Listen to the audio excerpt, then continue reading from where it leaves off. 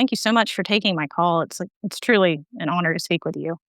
I'll just start with reading my question. I wrote, "Hi, Stefan. I started listening to your content about 10 years ago, and as a young woman, I took your advice very seriously. After graduating college, I prioritized family creation, dating intentionally, and speaking honestly with friends and family. I told myself to not waste my youth, fertility, and capacity to bond on meaningless relationships. And now, as I celebrate my 30th birthday this week, I'm so grateful for those decisions because I have a lot to show for it. I have an incredible husband I've been with for 6 years, a lovely home, a good household income, good relationships with our extended family and friends, and most importantly, a perfect little 8-month-old boy. I have a sense of peace and accomplishment leaving my 20s, and I thank you for your part in helping me organize my priorities to get there. As I enter my 30s, I want to avoid complacency. How can I best maximize my 30s to be the best mother, wife, and individual so that when I'm standing at the threshold of 40, I can feel just as satisfied with my life choices? Thank you." It's a very wise question, and I really appreciate it. Most of the women call and to ask me how to avoid problems. Most of the men call me and say, I have these problems. So I appreciate that forethought. I think that's really great. Tell me a little bit about your boy. How was pregnancy? How's he doing? Oh, he's wonderful. So he is 8 months old, and he is just somehow the cutest baby in the world. I'm not sure how I managed to do that. He's great. I'm able to stay home with him. Well, my husband works, and uh, he's very observant. He's very a little bit bashful right now, so it's really cute. But when he's just home with me and my husband, he's going through a screeching phase right now, so he's really cute. I love that phase when they first learn about their voice. Yes, Like that they he's can control their voice. I remember my he's daughter was like, like, "How can la, I la, growl?" la, la, la. Exactly. His That's is ba great. ba ba ba ba, so it's Yeah. good. It's But the like the pregnancy was magic when they good. Sorry, go ahead. No, the pregnancy was good. It took us 3 years to have him of trying, Oh so it gosh. was a long haul, and we talked pregnancy a long way. That was so. Yeah, we're very grateful for him now. I'm really enjoying the season with him. That was one of the things I wanted to discuss is kind of like child spacing and, getting back on having more kids, but also just like really wanting to embrace and enjoy the season I'm in now full without going back to the mental space of trying to conceive again because it was such a roller coaster. Oh, I do know that one. I do know that one quite well. And do you know what the issues were with pregnancy? With With getting with pregnant? yes, we had an issue that we believe we resolved. We started trying right when we got married. We got married in 2022. And we started trying to have a baby, and after a couple of months, we were like, "Well, we're young and healthy. This should be going better than this." And so we went and got a fertility test, just kind of a generalized test over both of us, and it was an issue with my husband. My husband is very vascular, and so it was an issue with like fertility. We had to do a couple of vein surgeries for him, and he was able to. After the third one, we finally got to the root cause, and after that's when we got pregnant the first time with the ectopic. But we got an early scan and realized that it was not in the right place, and then we had to terminate that pregnancy, and that was really hard. I'm so sorry. I mean, everyone talks about abortion, and of course, that's a big topic. But miscarriage, ectopic pregnancies, and so on, or failure to conceive is one of these things that people mostly suffer with in silence. And Mhm. I'm really sorry about that. That's very tough. Mhm. But we have a healthy little boy now, and I, we actually weren't trying when we conceived him, so it was a nice change of pace where we had tried for so long and kind of said, "All right, we're taking a break from this," and we had actually gone through some getting certified to foster and adopt, Oh and wow. right when we were finishing that process is when we got pregnant, and kind of Isn't that yeah, funny? Isn't yeah, that isn't that funny? funny?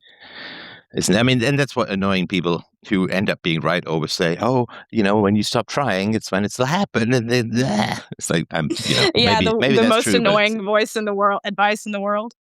yeah. Just stop worrying or being concerned about the one thing you want the most in life that you have the least Right. control over, and everything will be The fine. one the one thing that's gonna bring you the most meaning, just don't worry about it. Yeah, just put it out of your mind. Anyway, so And right. Okay, well, that's good. And how did you meet your husband, and how did the courtship go? It was good. We met in May of 2020. I had moved to uh, it's about 6 hours north of where I was previously living, and took a new job. Kind of took a job in a city that I thought I had better odds of meeting a good man, and and that was true. But then it was also everything was shut down for COVID at the time, so I was like, I'll give online dating a shot, and he was thinking the same thing at the same time, I guess. And Huh. it was the first one I went out with up here, and it it stuck, and I met him, and it was funny because it was like a week after I had moved here, and my mom had left me at my apartment and said, "Okay, maybe you'll meet a nice man, and maybe go meet your husband." And so, oh, I'm sorry, I said my name. My mom left me after helping me move in. Said, hope you find a nice husband up here, and then I called her a week later, and I said, I think I met him, and that was Now, right. And how did you know right away? That's always the big mystery question that people have. oh, I just met him. And I've always had a really good sense of intuition, but I met him and I was like, this guy is the bee's knees. He was immediately, we went on our first date. We just grabbed a coffee and walked around, and he was so humble and he was so put together. He looked like he took good care of himself, and just completely my type. And and what were the other things? I could just tell he was a very humble guy, very down to earth, but also extraordinarily smart. Um, and that was something that I was looking for. And we immediately talked about, what we wanted out of life. Um, and I said, I think within the first date or so, I was like, I want good stability. I want to be able to, you know, have a family and raise a good family. And he wanted the same thing. Um, He had moved here recently as well for work, and um, was not having success in dating. And so, yeah. That's great. And he had the look. The Yeah. look, the look could be important. Yeah. I was like, I could have kids with this guy. This guy's, it's great. The genes on display. The Meet with genes on mama's approval. display. Yeah. Exactly. I was Very like, this nice. is great. And how long were you guys engaged for? Or Uh, together before you got married? we met in May of 2020 and we married in May of 2022. So pretty much to the week. Hmm. Okay, very nice. Very nice. And you were how old when you got married? Early 20s? I was 24 when I met him and 26 when I got married. Okay, good. Well, that is, I love to hear stories of efficiency in the business world and in the dating world. So I'm glad you guys met and all of that. And you've been married for how long now? We're about to hit our 4-year anniversary in a couple Ah, weeks. congratulations. How lovely. How lovely. Thank you. All right. Thank you. So, are there any areas that you have concerns about sort of heading into your 30s? Um, One of the things I would wanted to discuss was my husband and I are not regular church attendees. However, we I think we morally align. We're like Christians by. I mean, I grew up in church and went to a Christian college. However, I haven't gone to church since, and I've been kind of struggling with that. Of like, well, I benefited from this. Should I be raising my child in this? And I've gone back and forth on it. And I don't really, I've tried to figure out why it's not at the forefront of like, oh, I'm going to go do this. I'm kind of struggling in that regard because I want to be somebody, I want to raise my child um, and be somebody that he morally looks up to and admires. And I just want to make sure that I'm doing that in the best and most efficient way and the most honest way too. Right. And what's your husband's perspective on this? He was not raised in church. I think we kind of are under the status quo of how he was more raised right now. I think he would be open to it. Like we have gone to church before, and I was kind of raised as like the man as the leader of the household, and I know the data too suggests like the family that follows under the father's guidance to church is more likely to stay in church and that kind of stuff. But I think he would be open to it. I think he would be open to it if I wanted to go and I took the lead, but I don't want to take the lead kind of thing. Right. Okay. And what are the major, here's a big question for you. What are the major values that you would like to get from Christianity for your child? That is a big question. Um, the ability uh, to love others, to have self control, to be humble, um, to be wise and cultured, uh, um, and um, and also just like knowledgeable about Christian ethics and Christian theology. I think. Right, right. Okay. So to love others, to be wise and cultured, and to have self control and so on. Now, that's interesting. And one of the things that's a challenge for boys in particular is that their mothers will often use Christianity to try and transfer more female values Hmm. to their sons, which is not always ideal for the masculine frame of reference. So, Okay. all of the things that you talked about, or most of the things that you talked about, are very, and I say this with no negative judgment whatsoever, are very girly. Okay. I mean, to love everyone, that's not what men do. We have to be Yeah. fighters, right? Sure. We have to Sure. distinguish friend from foe, and we have to support friend and oppose foe. Self-control, yeah, that's certainly important, but it's generally more important for women than it is for men. Again, because you all invest much higher in reproduction than men do, so self-control is more important for women. Cultured, nice, that kind of stuff. I mean, what I think from the masculine perspective, it would be more along the lines of moral courage and standing up for what's right against the crowd, individual thought, sovereignty of will, and the ability to differentiate good and evil, and knowing how to fight evil and promote good. Now, that kind of stuff, because you want your son to be nice and polite and to love people and so on. And I'm not saying that's a terrible thing. It is a fine thing. But for men, see, just the way that we evolved as a whole is that men generally ringed around the tribe to protect the women and children from threats, at least as far as could be protected. Can't fight germs, but we can fight tigers and other Sure. men and so on. So men put a circle around women, and the women were dealing with other women and with children, and therefore to love everyone in the environment was a virtue, was a good thing. But trying to transfer that love everyone stuff from a female world of evolution. Of course, I know that women do things differently now and men do things, but I'm just talking about how our sort of emotional apparatus developed. So, love thy neighbor as thyself made perfect sense when the men made sure that your neighbor was just like you. Uh-huh. Now, of course, if your neighbor was some foreign infiltrator who was there to poison the well water or something like that, the men would have to identify that person and drag him out on his butt and throw him out of the community or do, ugly things to him. And so the challenge, and I think this is true for modern Christianity as a whole, is that women have, they've always had a strong influence in the church, but not a strong leadership in the church. Now they have both a strong influence and a strong leadership, and the church is becoming highly feminized, and the female values of, female values, for instance, are help everyone. And listen, perfectly beautiful, perfectly wonderful. If you're in your own tribe and everyone around you is kind of related to you or is part of your whole sort of history and culture and mindset and all of that, then helping everyone makes perfect sense.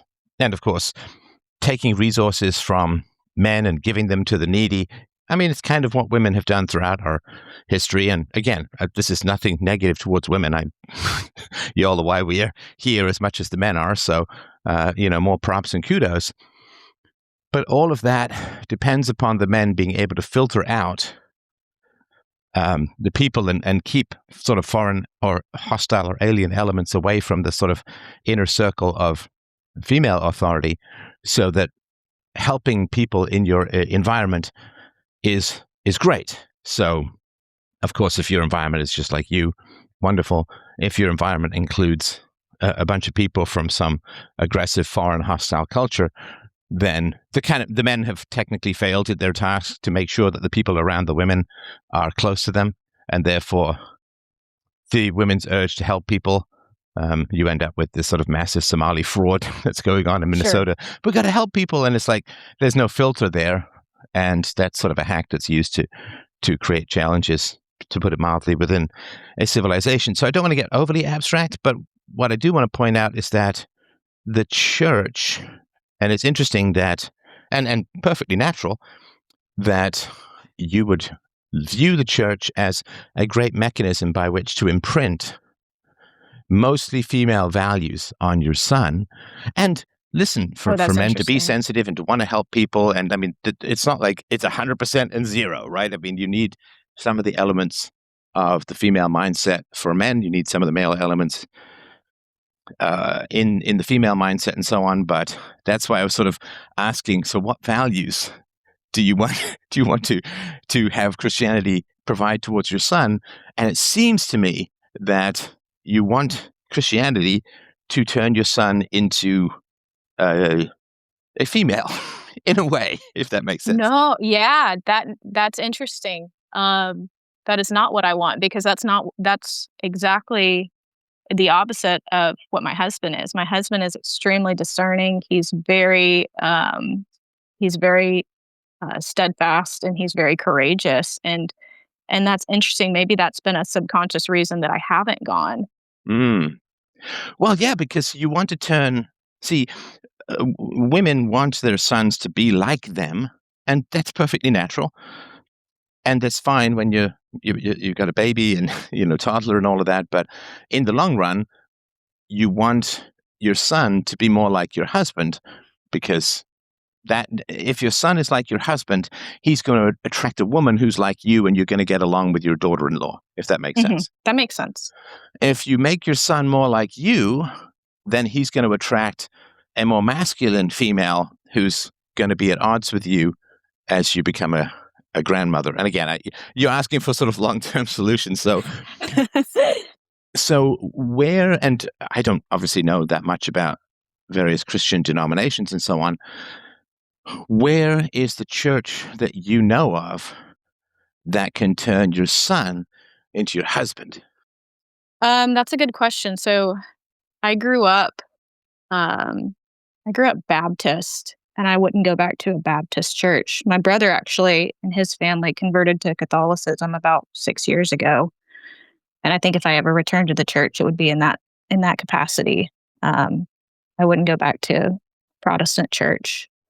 Well, as a person raised in the Anglican tradition, being lumped in with the Baptists, it seems a little askew in my mind. I don't remember any snake charming. I don't remember any mass healings. I don't remember any speaking in tongues. It was all very dignified when I grew up in the Anglican church. All very somber and all very sober.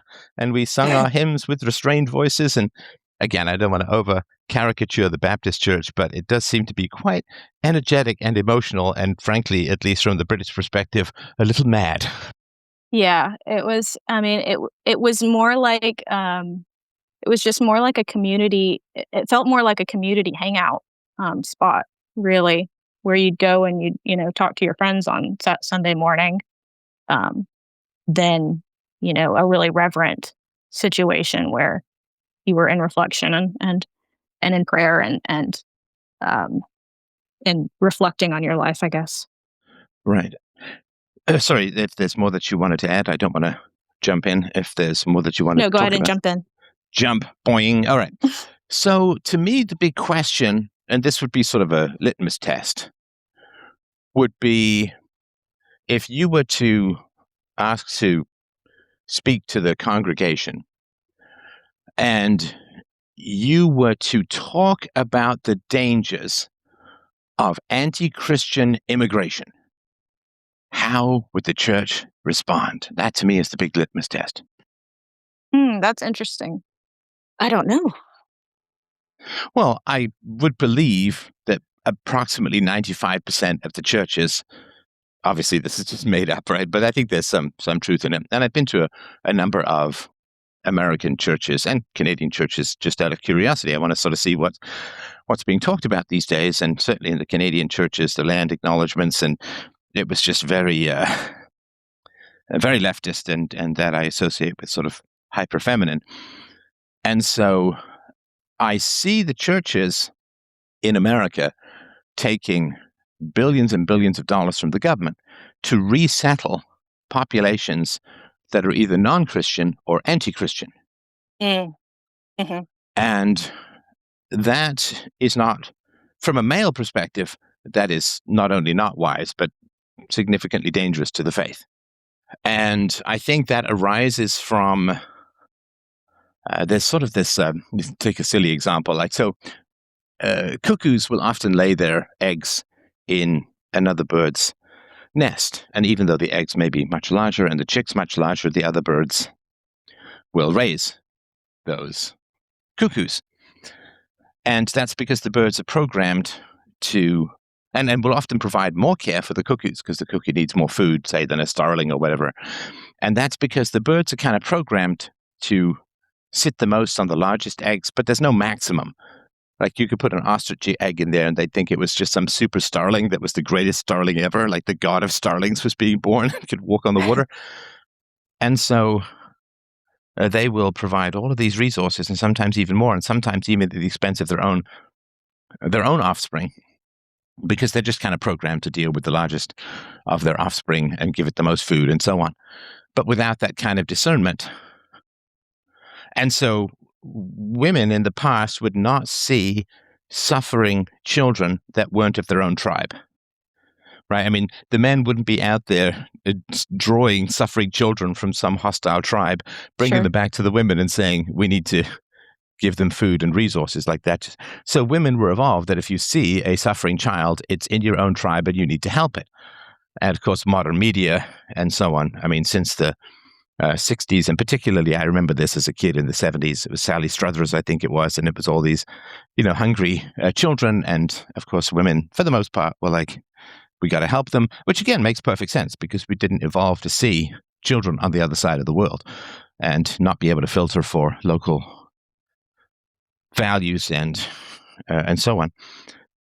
And so if you were to say that sympathy for children from cultures whose values may be quite opposed to yours, or certainly not yours, that would be the big challenge. And I mean, I just look at the Catholic Church, and we can certainly talk about theology, although I know that's not your primary focus, so let's keep focused on your life. But with regards to the Catholic Church, I have been following this with medium distance, so I'm not an expert, but I'm also not completely ignorant on it either.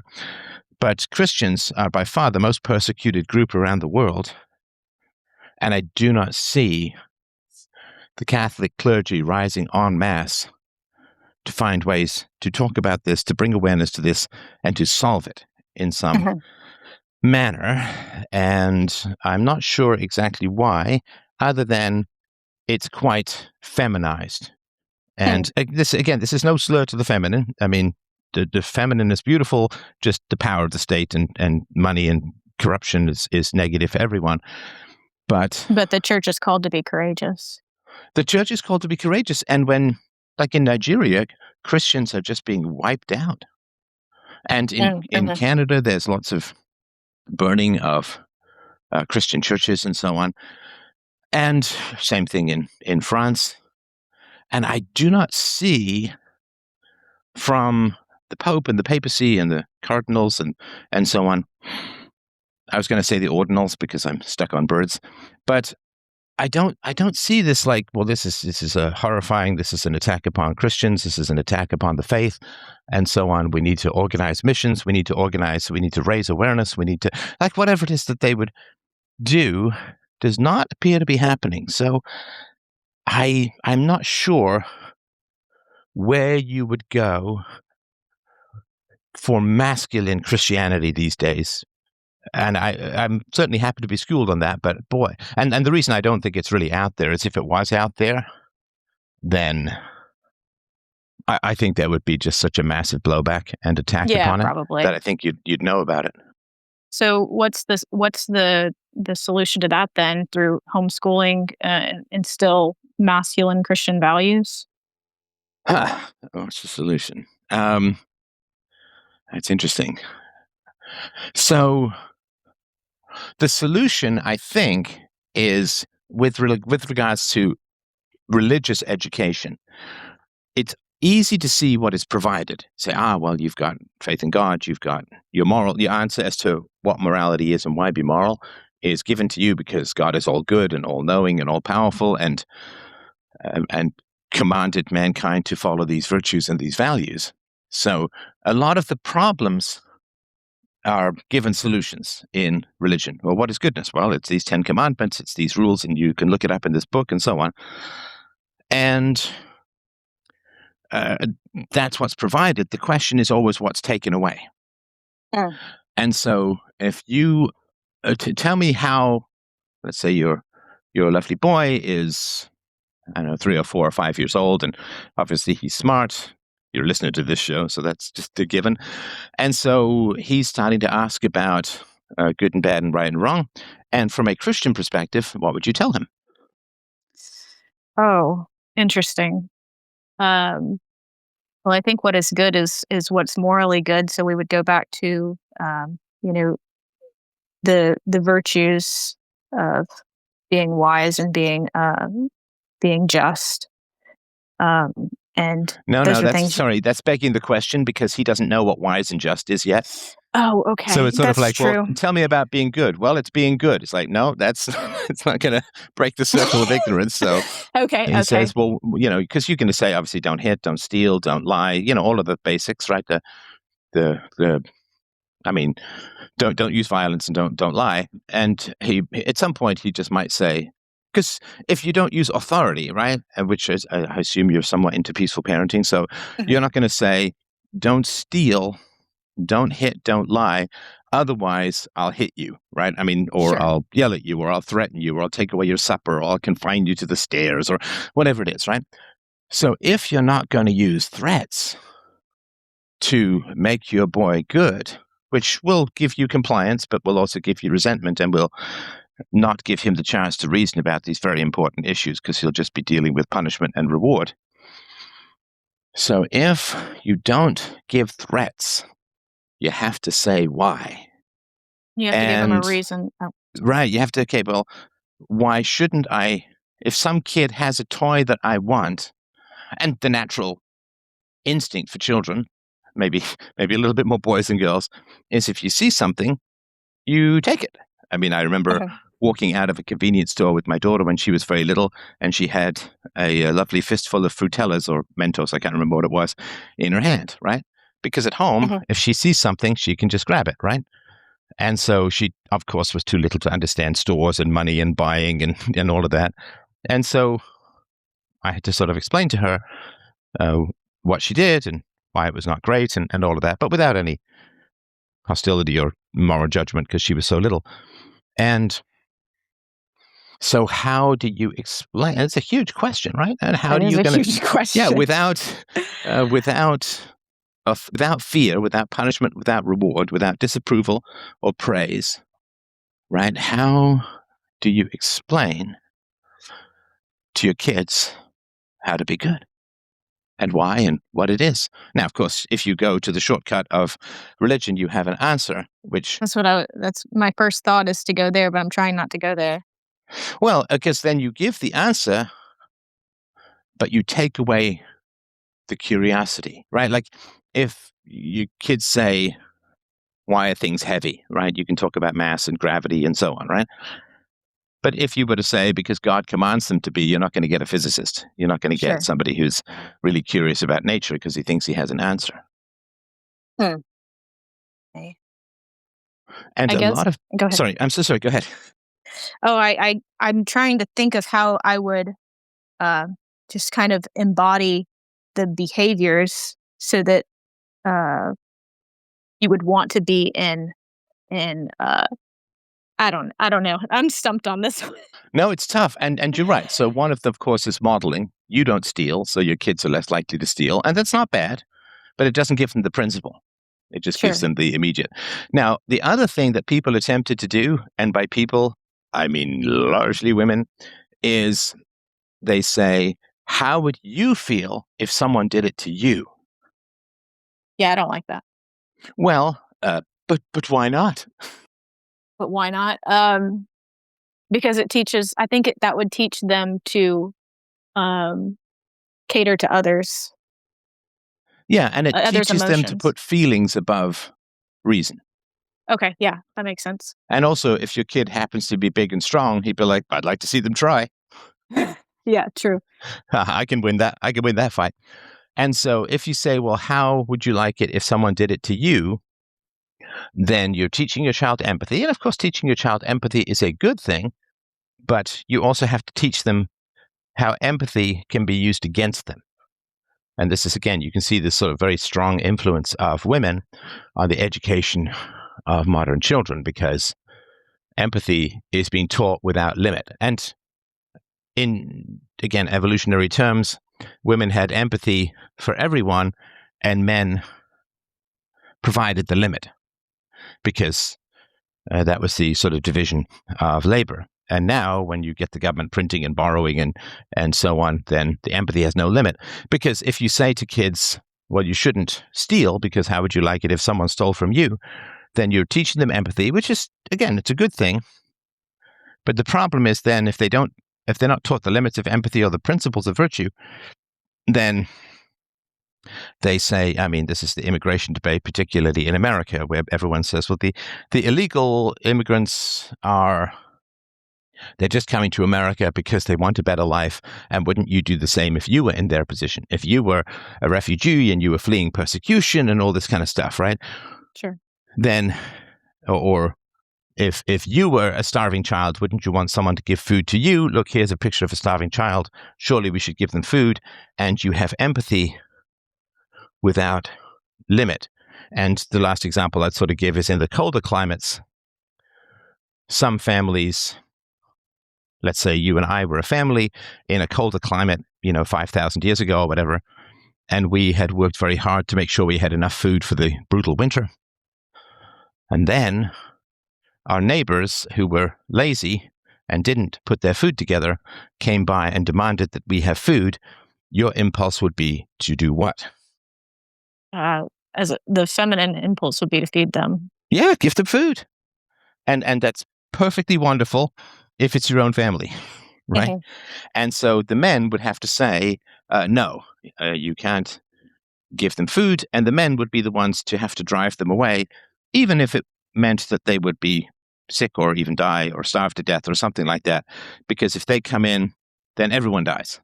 And Mhm. those sort of, horrible, tough, whatever it is, men have evolved for those sort of horrible, tough decisions. Women have evolved, again, it's beautiful within the confines of family and tribe, with bottomless empathy and the restraint that men would control the resources and control the use of force.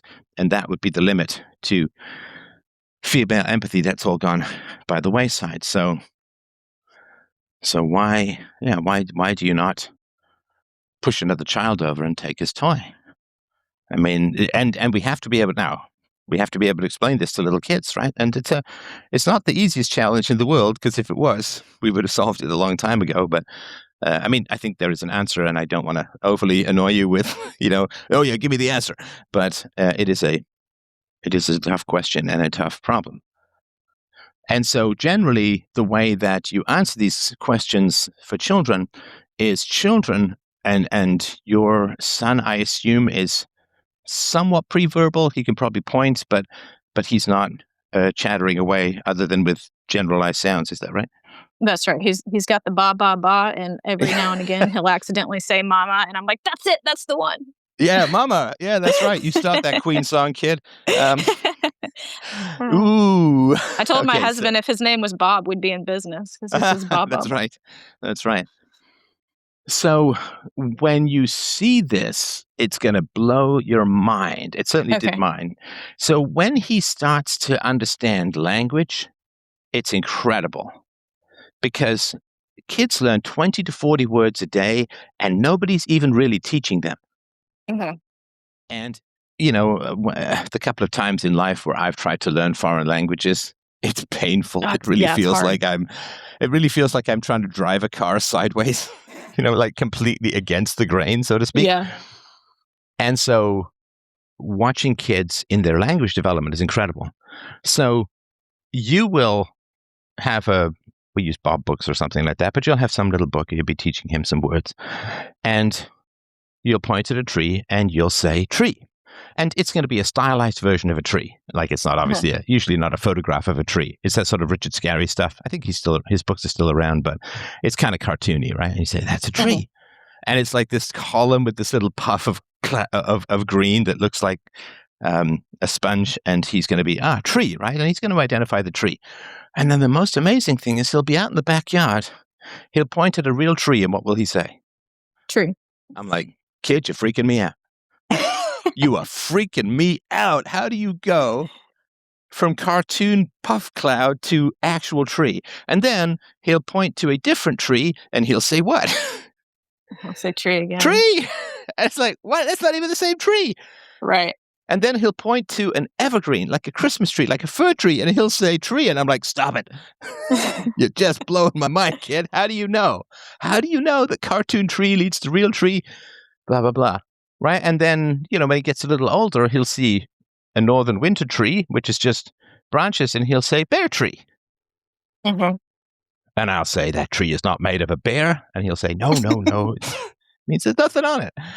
And so he will just assemble universals like it's a deranged process. It really is just a wild process. It's like watching a bunch of leaves assemble themselves into a fighter jet because they're being blown around the yard. Like, it's just wild to see the universalization that happens in children's minds during that particular phase of language acquisition. I taught my daughter to read, but everything else, she probably could figure that out herself, but it just seemed easier. But so my point is that when children are learning morality, they're also in the phase of learning universals, and their brain applies them. It blows your mind just how much they can identify, how many things they can identify. You show them a little picture of a duckling that doesn't even have wings, and you say bird or whatever. They'll look at a seagull and say bird. I'm like, kid, that didn't even look the same. Mm-hmm. But they know. Like, we have this kind of classification and universalization mechanism that's just amazing to see. So, for me, at least, the best way to start is, well, you shouldn't take you shouldn't take another kid's stuff and say, well, why not? Say, well, can everyone do that? Because that's hooking into the universals. Can everyone do that? What if everyone stole and you can play a game? Let's all steal everything all the time. Here's a box of Legos. Let's all steal. And it will turn into something that quite quickly becomes impossible, right? And it's quite funny, right? Because everyone's grabbing everything. There's a complete free-for-all and, and all of that. And so say, well, can we all steal? Well, no. We can't all steal. And then you can say, I'm going to give you a bite of cupcake. The eyes, right? Because sugar was kind of rare for my daughter when she was young. So I'm going to give you a bite of cupcake, right? And then they take a bite of cupcake, and then you say, kid, you just stole my cupcake. And if you really want to commit to it, you could try and get it back. I mean, good luck. Good luck getting past the sugar deranged chompers. You say, hey, give it back. You stole it. You stole my cupcake. And what are they going to say? They're going to say, you gave it to me. And I say, yes, it's true. I did give it to you. And it's also true that you stole it. And what will they say? How can that both be true? Well, they won't ask the question. I mean, because they're little. They'll just tell you. No, you can't give it to me and then say I stole it. Yeah, right? Yeah. Can't be both, right? Because they're in the universal phase. You say it can't be both. And say, okay, so if everyone has to steal, can they steal something that's given? Nope. So if I think stealing is good, then I should want people to steal from me. Uh-huh. But can I want people to steal from me? Can I give you my cupcake and then say you stole from me? No. So stealing is impossible for everyone. And again, I'm not saying that that's the full UPB argument, but it's a way of hooking into the innate universals of kids. And if you have another boy, maybe a more of a tomboy if she's a girl, which is fine, right? But if you have another boy, then you can even do this with pushing or whatever it is, right? Because they'll find it funny if you put them in a safe place, right? So if pushing is good, everybody must want to push all the time, right? Sure.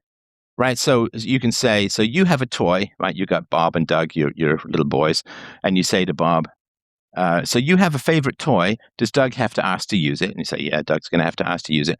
I said, is that true all the time? What if Doug sneaks in the middle of the night and takes it and plays with it? Oh, no, right? Even if I'm not there to enforce it, right? So he's going to have the sort of property rights and so on and all of that.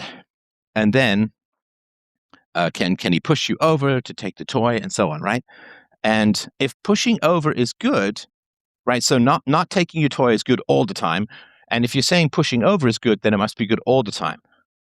So then you can have a push each other over all the time contest. And of course, it's going to quite rapidly dissolve into something quite hysterical and quite funny, but they'll get the point that you can't have a rule called everybody should push each other over all the time. And also, you can say the consent question becomes important as well. So if you say, eat a bite of my cupcake, and then you try to get the cupcake out of their mouths again, saying you stole my cupcake, they'll obviously, maybe that's not a wise game because they might choke, but it's kind of funny, right? You could do it with water, right? Take a sip of my water or juice or something and then give it back, right? Because then it's already disappeared and they won't choke. But it's the same thing like with pushing, right? Or you could have a game. There's a game that kids play, young people play these days, where you roll up a tortilla and you put water in the other person's mouth, and then you whack them on the face with the tortilla and see if you can get them to laugh and spill the water. And I say, okay, if we play that game, and I say you should hit me in the face with a rolled up tortilla to see if I can laugh, and if I'm going to laugh and spill the water from my mouth, and if I say to you, I want to play this game, and then you hit me with the tortilla, do I get to punish you for hitting me? And they'll say, no. No, because then say, well, why? Because it's the game. It's when you wanted to, right? And say, okay, so hitting is when you don't want, but if everyone should hit all the time, then everybody should hit others and want to be hit. But if you want to be hit, it's not hitting. It's a game. Right, so it's impossible. And again, you just want to hook these into the universals. So, stealing and hitting and so on is impossible, right? And you can make this a fun game, and you can get them to very quickly understand that these things can't be universalized. And then you say, yes, but the enforcement and this and that and the other. It's like, but the enforcement is their own brain and its ability to universalize. I mean, if you look at two trees in your backyard and you say to your kid, are these both trees? And they say, well, yeah. And you say, actually, no, one of them is the opposite of a tree. You'll have a fight on your hands, right? Because they'll say, no, they're both trees. What do you mean one's the opposite of a tree? And so it's the same thing when you're talking about moral rules. Lying is a bit more tricky and so on. But lying, the way that I sort of worked with it with my daughter was that if lying is okay, then it's okay for everyone.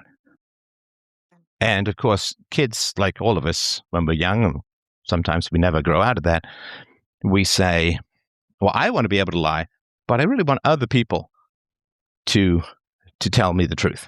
That's generally because, that sort of rule breaking doesn't work if everyone breaks the rules, which is kind of the point of UPB. And so as your son lies to you, and he will, and there's absolutely nothing wrong with that. It's a perfectly valid evolutionary strategy for the gaining of resources, and it characterized a lot of human history, and people who didn't lie didn't do as well as people who did a lot of times. So it's perfectly natural. Say, are we doing lying now? So I can lie. I can say, hey, if you clean up your room, we'll go to the park, and then you clean up your room, and I say, just kidding. Would you like so? if you sort of get the universals, right? And you say, like, if I teach you the word for the tree, that's the right word for the tree, and we should always use it. I can't say that's the right word for the tree and then give you a test and fail you for correctly identifying a tree. Like, that wouldn't make much sense. That would be kind of cruel. And so with lying, that's more of a Kantian argument, which says that if your kid says it's okay to lie, then it's okay for everyone to lie, but he doesn't like that. And that's a little bit not quite a UPB argument, but also lying doesn't really fall in the essence of UPB. And sometimes you need to have a good ability to lie as as a human being. So it's a little bit more ambiguous. That's a little bit more complicated. But certainly in the basics, if you say to your kid, wait, if you lie, then is lying okay? And there's going to be this long pause because the kid's brain is going to be like, okay, so I need to convince mom that lying is okay for me, but I never want her to lie, right? And the kid's going to be trying to put that square box through the round hole, so to speak, and we'll kind of realize the contradiction there, if that makes sense. Mm-hmm. So those are sort of ways to approach it. And if you approach it, when the kids are 2 and 3 and 4, they will get it very quickly in a way that's hard for us as adults to understand, because it feels like you're building your entire moral foundation on sand. But all of our language is built on that exact same foundation. And morality is a kind of language, because creatures without the ability to conceptualize and use language are not subject to moral constraints. Like, there's no ethics to being a wolf, right? So, is that the idea of the psychological idea of success by 6, of like personality is set and these universal principles need to be instilled prior to that age? Yeah, if you get your universals in the brain by the age of sort of 5 or 6, they're set for life. Okay. In that other than brain injury or decay or something, I cannot imagine a situation in my life where I would hear the English language and not understand the words. Like, it's hardwired into me. And when we think about how much is going on when we just talk, you don't want to think about it too much because it'll mess you up. Like, we're forming the ideas, we're using our larynx and our tongue and our lips and our teeth to make the words. They're in sequence, they're comprehensible. We know enough to pause to listen, to ask questions, to go back and forth. Like, it's insane how complicated language is when you break it down to, and it all happens in real time, and it all happens without much conscious thought for the whole process. The conscious thought is what we're saying and why. But the whole process is largely automatic. It's like, if you think about walking, I don't know if you've ever had an episode of dizziness. I remember once I took a medication and somehow I was forgotten to be told that it would make me very dizzy. And even just balance, just walking around, if you've ever had that compromise, you're like, wow, that is kind of an automatic process. And if you have real dizziness, like, I couldn't even go down the stairs, I was so dizzy. And when you sort of realize that, how much of your body's processes and what's going on is automatic, like, you don't even notice it till it doesn't work. And so if you hook morals into language development and the universalization that's going on with the child's brain, it is going to be set, and they will never unlearn it. Like, sure. Most people don't sit there and say, well, those 2 trees that are right next to each other, one could be a tree, the other could be the opposite of a tree. If you were to say that as an adult and you were to be serious, people would probably hospitalize you, because there would be something seriously wrong with your brain. So we don't look at 2 trees and think, well, one might be the opposite of a tree, and so on. Like, that would be the mark of losing your mind, or of being hallucinating for some horrible biochemical reason or something. And so we just walk around the world with an automatic understanding. I mean, people couldn't possibly drive if they didn't have sort of universals, and they couldn't talk or use language and so on. So if you hook the morals into the universals, they're permanently in the mind, and they can't be undone really, other than by some horrible accident or illness that affected the brain directly.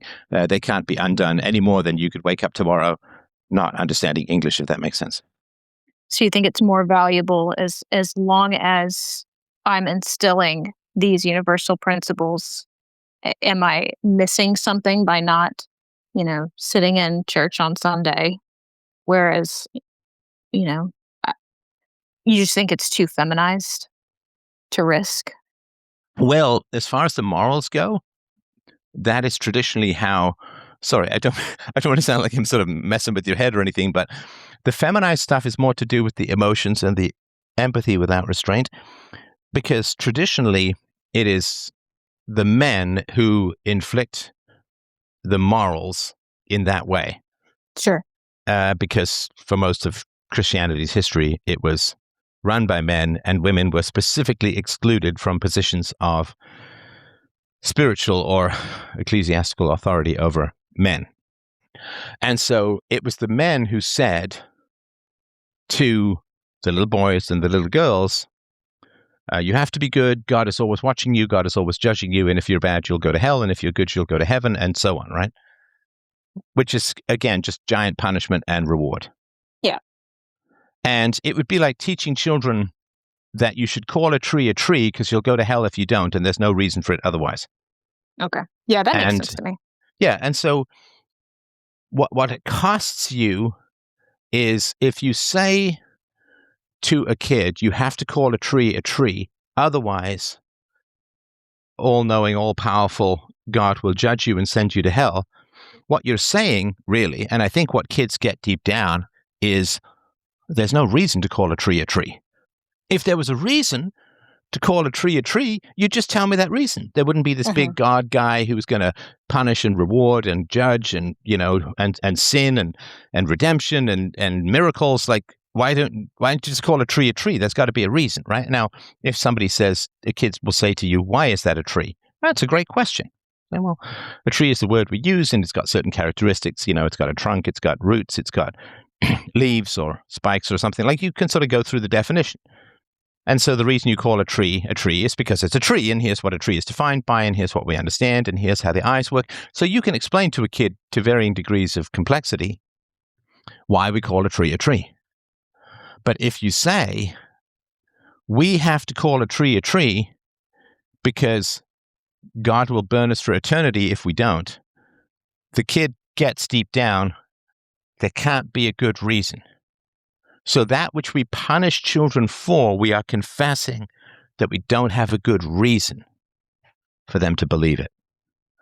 And the problem is too, when we get that punishment, and we get all of these institutions that have to provide that threat, that punishment, and so on, right? I mean, if I was just some guy in a rational society and I said to my kid, my invisible friend will punish you if you don't do what I say, that would be a mark of mental illness, which is why you need the cathedrals and the stained glass and the solemn music and the big robes and the funny hats, is to make it all seem so impressive that it feels real and authoritative. So the emperor's new clothes stuff.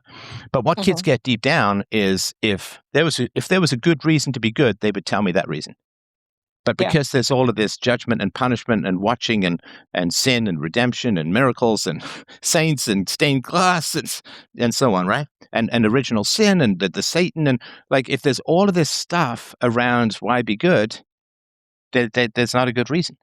I think the kids also see through any amount of phoniness. So if you're not there with the deepest humility and the deepest faith, I mean, I saw through that as a kid. We were in church on Sunday morning, but outside of that, like, we were in Christian homeschool groups and stuff like that. But it was just kind of the thing to do. It wasn't like we talked about it a ton outside of those environments. And sorry, talked about what particular topic? Talked about like faith and God and theology outside of. Well, and it's interesting, and I've heard that before. And why do you think that was? I think my parents were like, this is what you do. This is how you be in a good environment. We're going to raise our kids in church. But I don't know if they were necessarily, like, why do I think that was? I think my parents really wanted us to be in environments where we were with people that would be good impressions on us and good community. And that was the motivation for going to church. Well, tell me something that you got super interested in as a kid. I would paint a lot. I liked to paint as a kid. and draw. I was very artistic. And how was the interest of other people in what you were doing? Were they interested? Yeah, they were interested. My my parents were very, very supportive of every kind of interest that we had. It was, my dad was coaching any sports games that we were wanting to be a part of, and my mom had homeschooled us for a long time, so she was very interested in anything that we were in. Even our friends, like our friends, always hung out at our house because that's where she was always inviting them over for us. Like it was fine if we wanted to have everybody over there. That's that's lovely, by the way.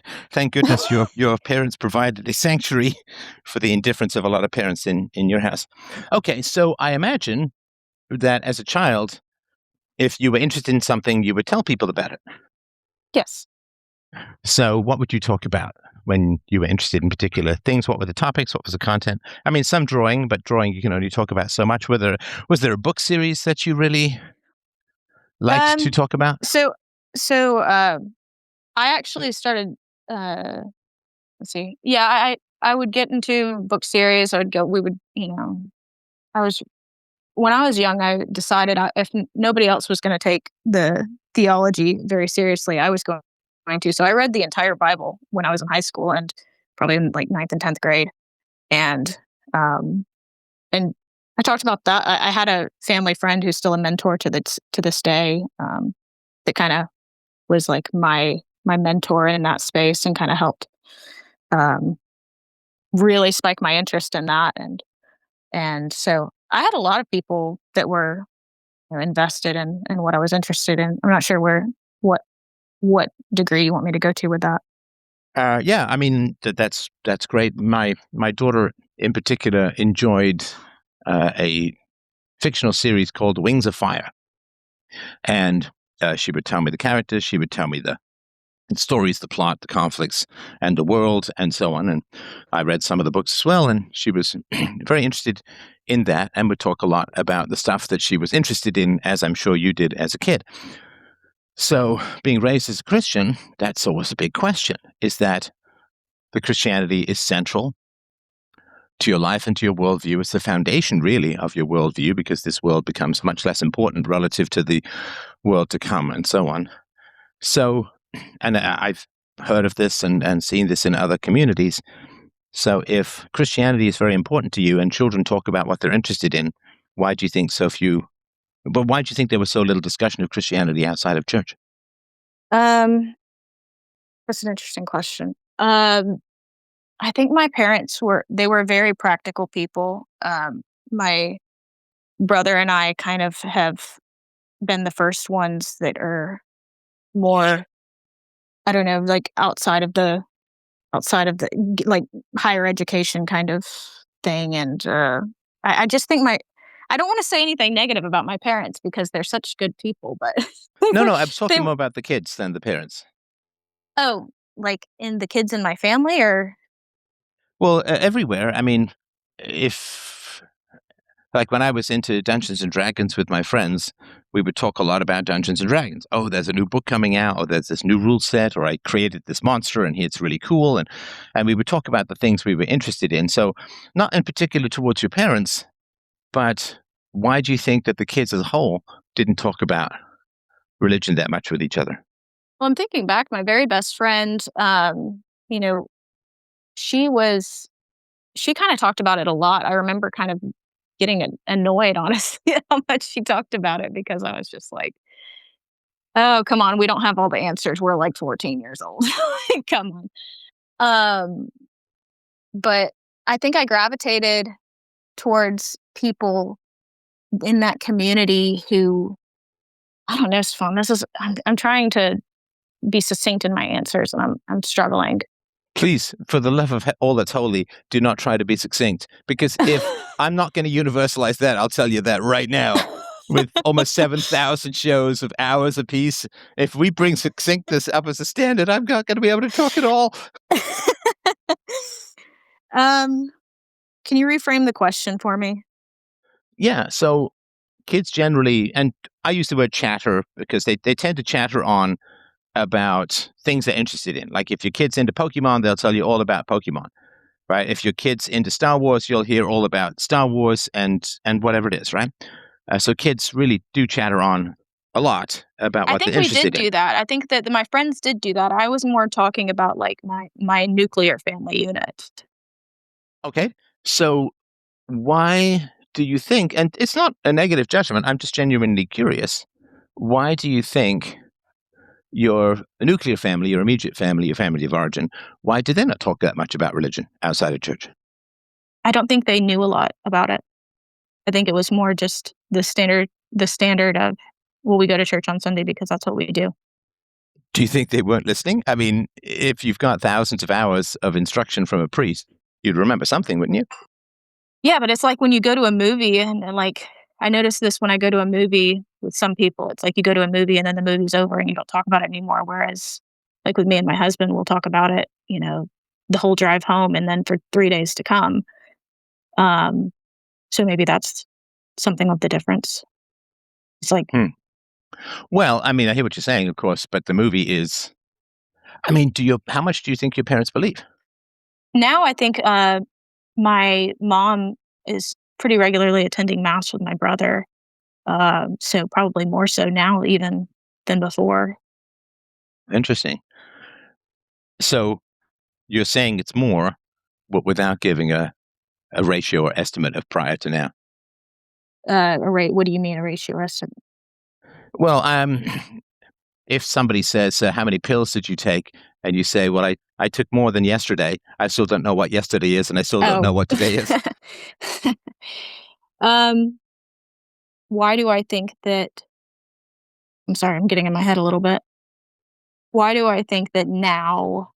Uh, So, would you say she believed 25% in the past and 75% now, or yeah, I know that I these think are that's kind of rule of accurate. thumb things, but something like that.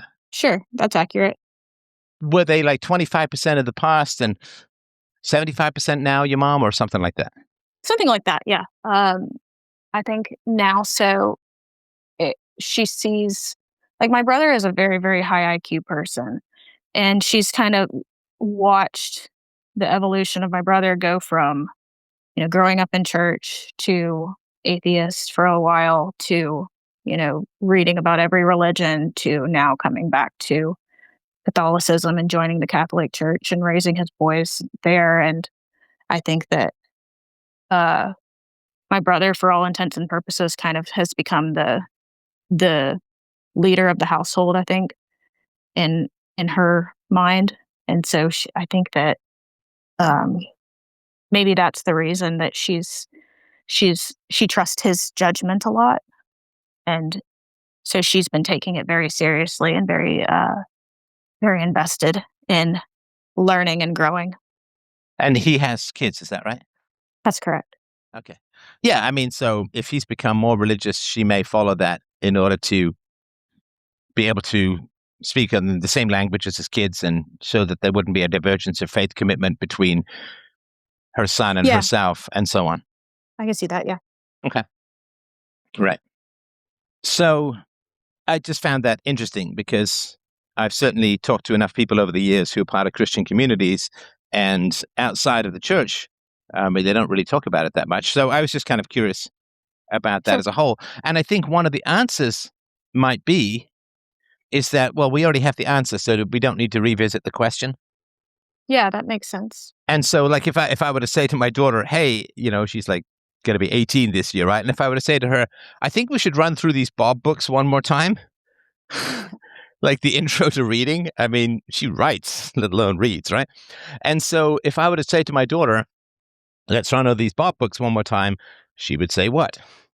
She would say, "We've already done that." Yeah, I think I've got Bob. I I think I think I've got got that. tree and cat and and dog. I think I've got those down pretty well, Dad. I really don't feel like we need to go over this again, and so we don't go over the Bob books. And so I think this is the challenge when you have a divine answer is that you don't really revisit the question. And That's interesting. that's a sorry. Go That's ahead. really interesting. I can see how that would have been true. Yes. Right. So a thought came to me against will. It sounds like I'm not listening, but my brain just does its thing and throws stuff at me. So with regards to lying, one of the things I wanted to mention as well is that in a sense, you could say to your kid, would it make any sense to make up your own language? To have, to call a tree a boomba or something like that, right? And most kids will at some point experiment with sort of making up their own language, and it's a fun way to sort of test concepts and so on. And I said, if you made up your own language and you were the only person in the world who spoke that language, would it do you any good? Kid would say, No. No. And so when it comes to lying, because language is just rules. Like, we don't have an objective rule as to why we call a tree, because it's called other things in other languages. It's not like some objective rule like gravity.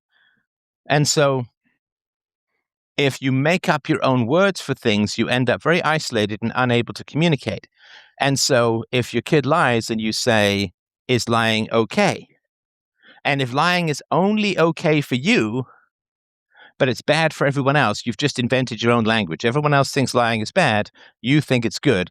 So you're the only person who speaks that language, which means you're kind of isolated. Sure. So that's just a sort of another practical way to talk about lying as a whole. And you can also, you can make it fun, right? You can say, I'm going to give you a piece of candy, and then you give them a piece of broccoli or whatever, I don't know, Brussels sprouts or Satan's boogers or whatever the kid doesn't like. And the kid's going to say what? He's going to say, that's not candy. No, but I use the word candy to mean broccoli, and what's the kid going to say? Say, that's not the right word. Right. And so if you say lying is bad for everyone, but it's good for me, then you're just making up your own word, and you're calling candy broccoli and broccoli candy, and then you're just not going to be able to get anything you want in life because everyone's going to misunderstand you. Okay. So it's just sort of another practical way to talk about lying. So I think that the question of why be good is really, obviously, that's been my life's work as a whole, so I obviously find it absolutely fascinating.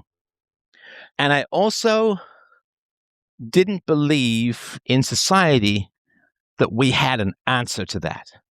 And I remember when I was a very little kid, like a lot of little British boys, I got very interested in war because it was kind of being talked about. I mean, I was born just 20 years after the end of the Second World War, England's finest hour, and the Nazis and the Germans and the Japanese and the prisoners of war, the Australians.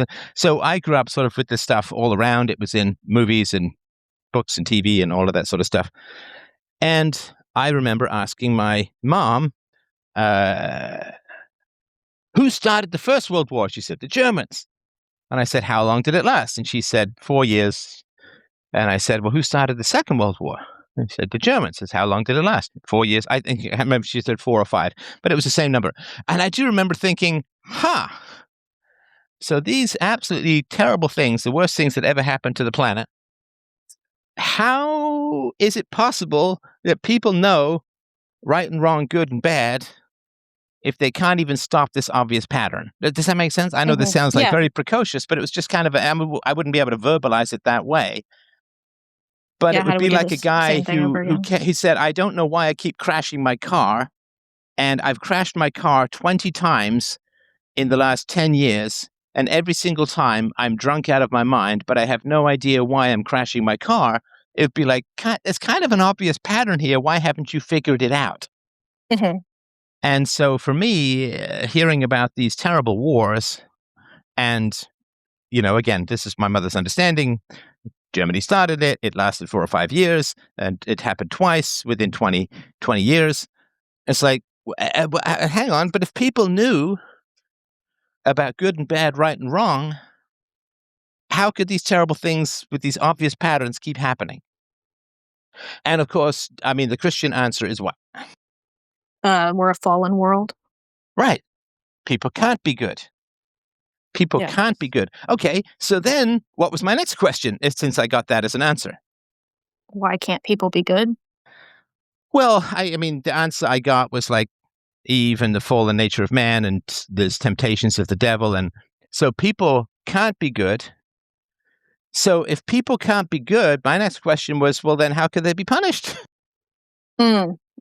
This would be like punishing your child for not being able to recite Shakespeare. Your child at 8 months old, I'm going to go out on a limb here, statistically is quite unlikely to be able to recite Shakespeare. Mm-hmm. So punishing people for things they can't do is not right. Because if, when I was in boarding school and so on, if some kid did something wrong, some other kid did something wrong, and I was about to get punished, what would I say? If you were about to get punished and you For were something doing someone something wrong. else did wrong. Some other kid. You'd say, I didn't do it. Yeah, it wasn't me. I didn't do it. I didn't do it. It wasn't me. So I should not get punished for something I didn't do. And if being good is kind of impossible, but you get punished, you're being punished for something you couldn't do. You can't be good. So why would you be punished? Yeah. I mean, if I went to a teacher and said, you marked my test wrong, you marked my English test wrong, and it was the math teacher, what would the math teacher say? That's an English test. Yeah, I didn't mark your test. What are you get crabby with me for? I didn't do it. Wasn't me. Or if I said to the teachers, you're lazy because you sleep at night, what would they say? Everybody sleeps at night. Yeah, you can't have a standard for human beings that says don't sleep. And I'm like, yeah, and you can't have a standard for human beings say you go to hell if you're not good, but you can't be good. So it just didn't make sense to me. It didn't make sense. Yeah. And I just didn't believe people when they said, we know what goodness is and we know how to be good, but it's impossible to be good, but you get punished for things that you can't possibly achieve. Like it made no sense. I've always had this sort of thing where I look at the local and see if it makes sense with the abstract. So I always localize things. That's where my analogy ability comes from. Because if I were to get punished for something I couldn't possibly achieve, everybody would recognize that's unfair. Right? If I were to be held back a year at the age of 7 because somebody gave me an advanced calculus test and I failed it, what would people say? That's not fair. That's wrong. Kid can't do advanced calculus. So to go to hell, which is much worse than being held back for failing to achieve what you simply cannot achieve, is not right. And and then people would say, well, but God's justice is incomprehensible to you. Right. And I'm like, so God is holding me to a standard I can't possibly understand. Right. And again, none of that. I really, really, I wanted to believe, man. As a kid, I wanted to understand. I wanted to believe. But I felt I didn't exist if I didn't understand something. And I was always told, and this is the funny thing as a kid, right? I was always told, don't just pretend to understand. Like, I need you to really understand it. I don't want you to just memorize the steps in a math problem. You need to really understand it.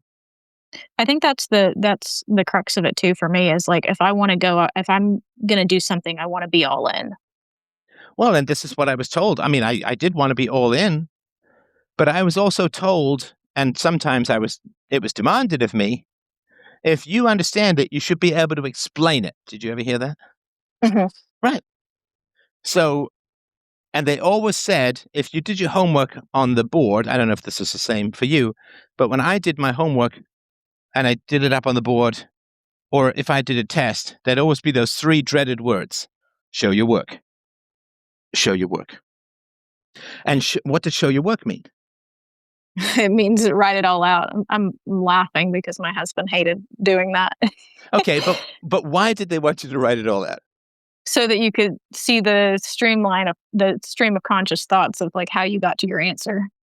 Yeah, to make sure that you understand it and you didn't just copy it. Right? Because you got an older brother, older sister, they've already done this work, and they're like, hey, just copy mine. I already did this work. Just copy it. Now, apparently, just copying it was totally bad and wrong, right? You gotta truly understand it. You gotta show your work. You can't just copy it, right? Right. And I was like, okay, I accept that. I accept that I can't just say, I'm going to be good by just copying what God said. I got to understand it, right? Because being good and going to heaven is way more important than whether I understand the opposite angle theorem or the triangle inequality relation or whatever it was, right, that's going on in geometry, or even whether I spell a word right or wrong is far less important than whether I spend eternity in paradise or torment. And so everybody was saying to me, you can't just copy it. You can't just accept it. You need to truly understand it. You need to be able to explain it. You need to show your work. You need to show me that you really comprehend what the steps are. And I'm like, okay, so you've given me the highest stakes goal possible, which is to get into heaven or to go to hell. I can't just copy it. I have to truly understand it. But every time I try to understand it, they say, it's an ineffable mystery. God works in mysterious ways. You can't comprehend it, right? Mm-hmm. And I also know, because I imagined this, I imagined if I went up to the board, wrote out the answer, and if the teacher said, explain your steps, and I were to say, no, Steph works in mysterious ways. It's ineffable. You can't possibly comprehend my reasoning. What would the teacher say?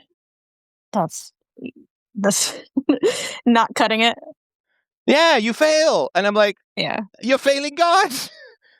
How can you have a higher standard for explaining important things? And I even got that, spelling and grammar and, it's relatively unimportant as a kid, at least compared to going to heaven or hell.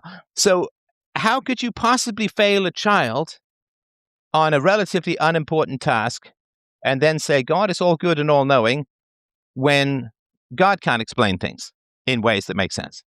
Well, isn't it also, wouldn't the answer to that just be to explain to your kids, like, we don't have all the answers to everything?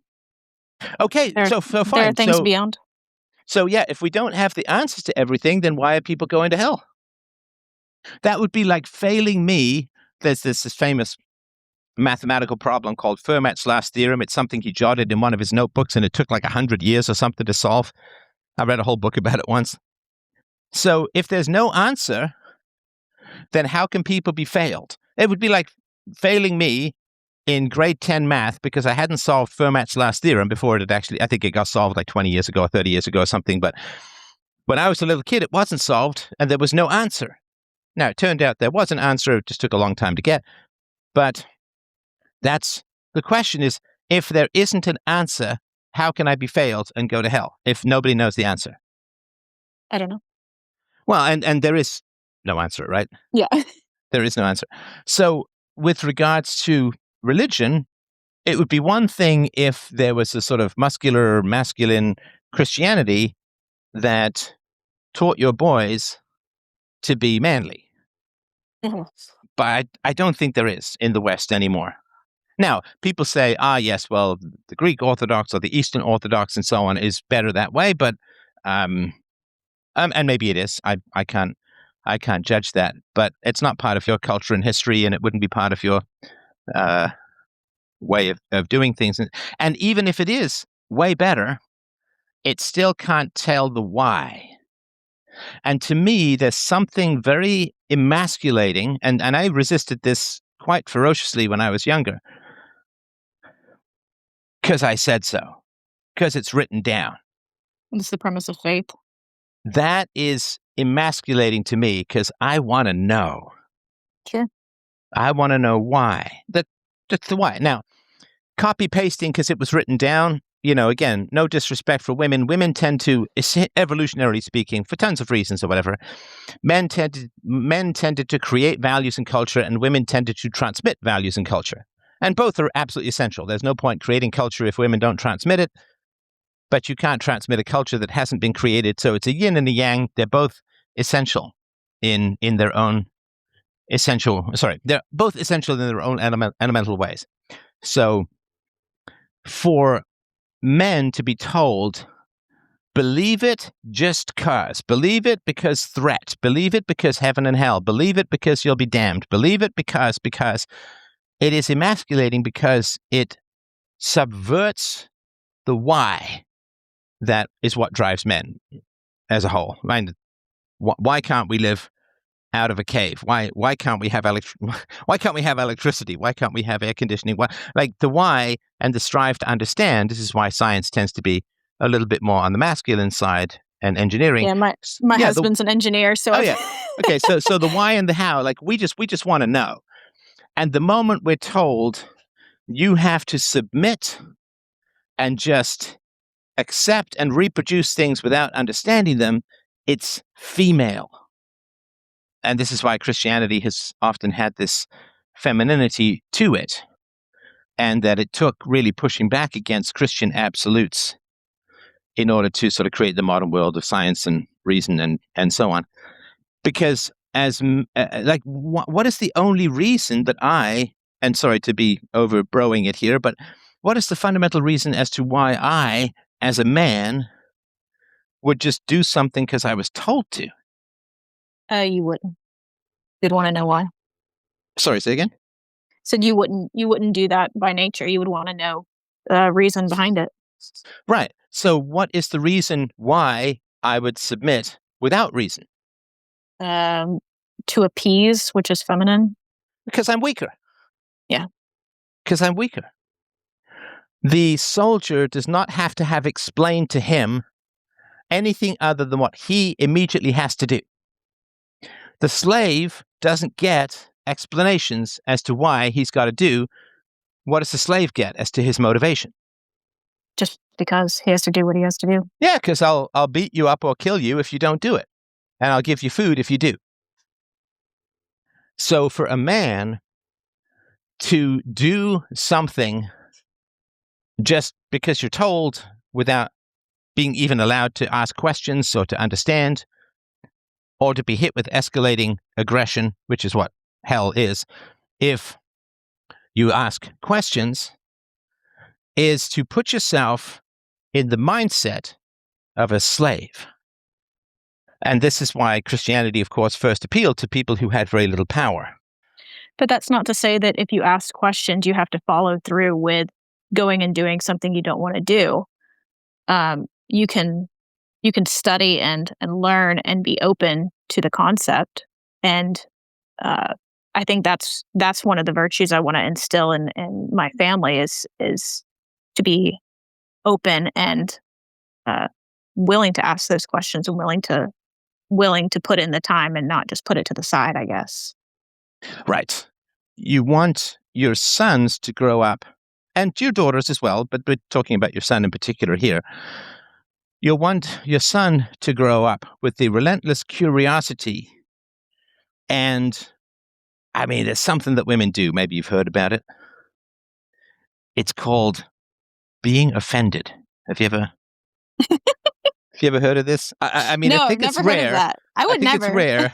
I would never. Yeah, that's my daughter's phrase. I would never. So women get offended.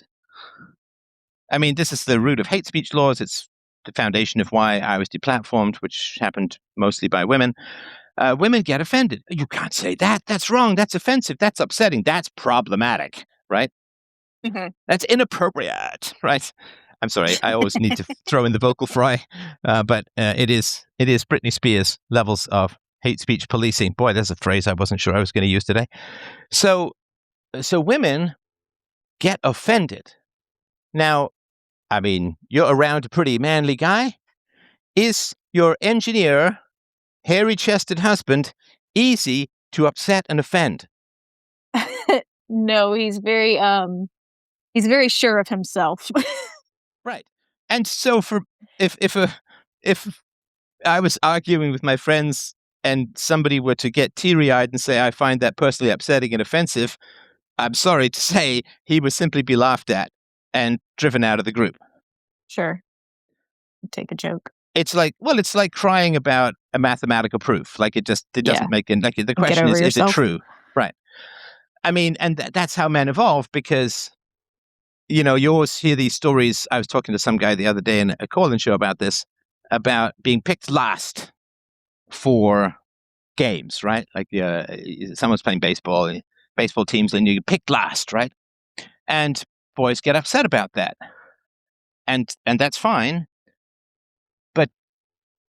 But given that men are hunters as a whole, does every male in the hunting party want to be the hero who throws the spear and kills the beast?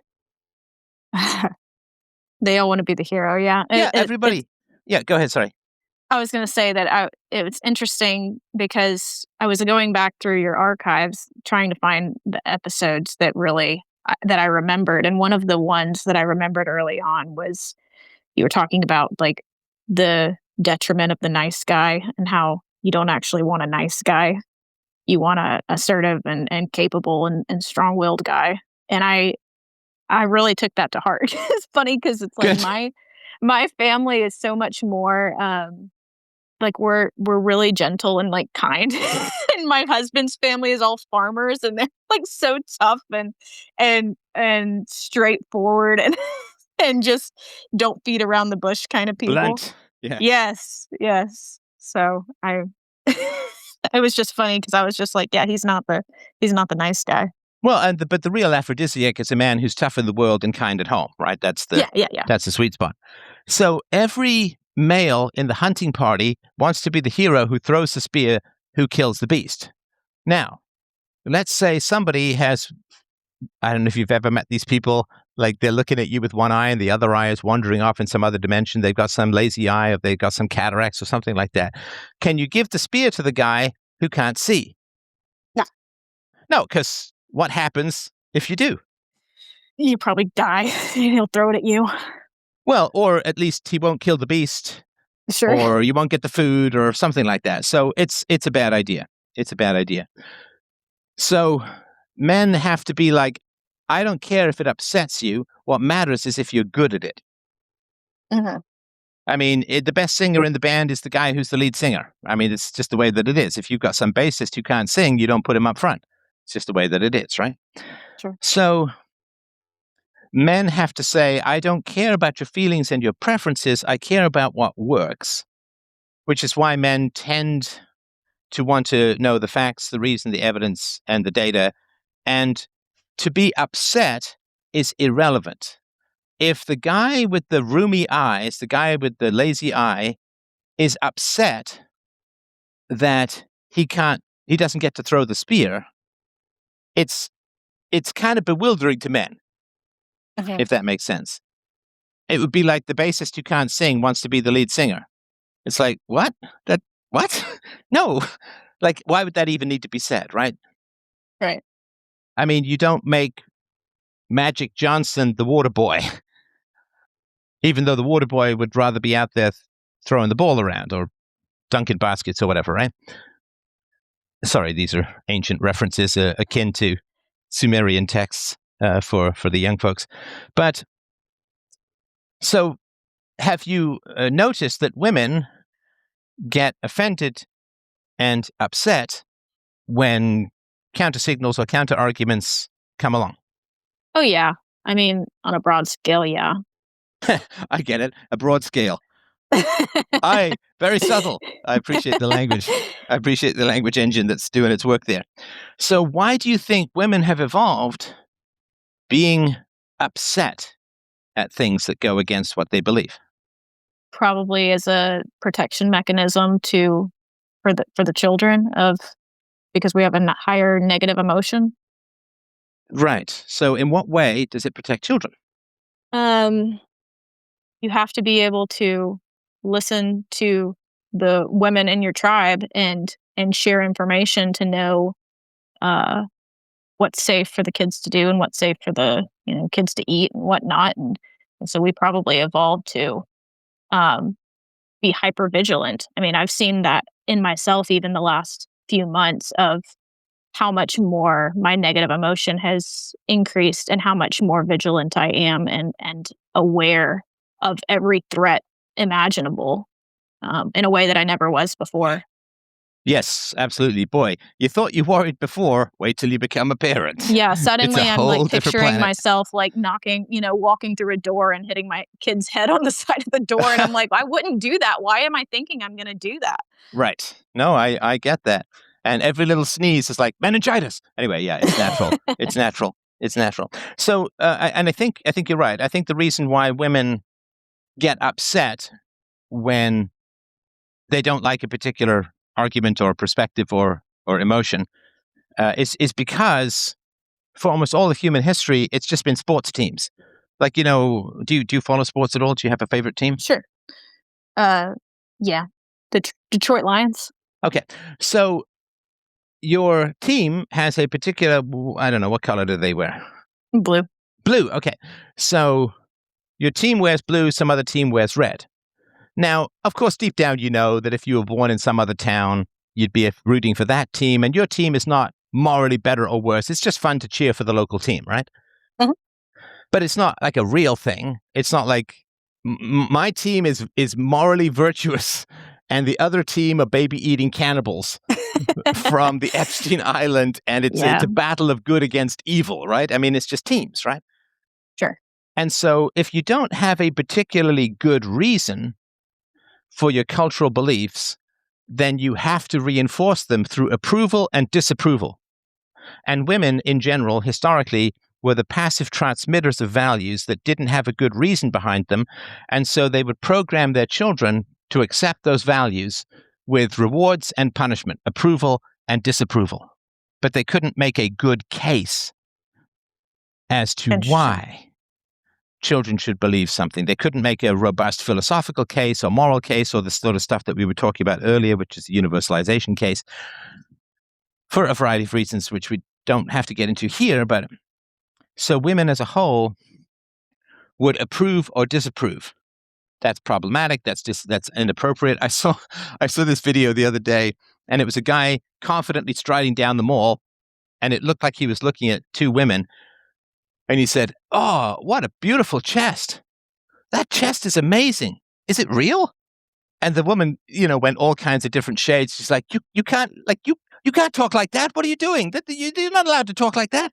And he strode past her, and of course, there was a guy holding a big treasure chest on the far side of these women. And he's like, "Yeah, that's a beautiful chest." And you've seen this with a variety of things. I find it quite funny because the woman is like, "Why would you even have that chest? Why would you be saying that in the mall? What is going on?" And she was really upset and offended. And I thought it was. I find those things kind of funny because there's another one where the guy's like, "Wow, that's some beautiful cake," with some woman with tight pants on. Apparently, cake means butt these days, and she got hugely upset and offended. And of course, his friend had a big birthday cake just past her, and all of that sort of stuff. It's quite a funny setup. And the women, of course, are outraged and upset and offended. And I sort of get where they're coming from and all of that.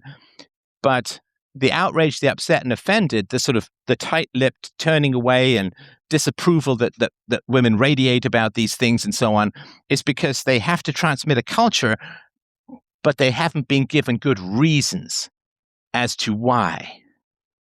And so they have to use rewards and punishment. That if you comply, then they're happy and pleased with you, and they'll play with you and smile with you. And if you don't comply, they'll frown and they'll turn away. And that provokes sort of existential survival anxiety in children and so on. And so, does that contribute to like the appeasal of like growing up to learn to appease women too? Oh, yeah. So in the West, of course, we haven't had forced marriage in thousands of years. And so you have to win women. You have to woo women. And so if women don't like you, I mean, it's funny because, there's this Mean Girls thing that happens. Most women have gone through it at one time or another where they've done something negative to the social community and the Mean Girls turn on them and so on. And it's always portrayed as the Mean Girls attacking some other girl. And that's certainly part of it. But from the male perspective, what's much more dangerous and significant is when women turn against a particular male. And then say he's weird, he's creepy, he's bad, he's wrong, he's inappropriate, he's just negative in some manner, because that means they might as well just kill him genetically, right? Because if the girls turn all the other girls against a particular male, then his genetic line ends, right? Yeah.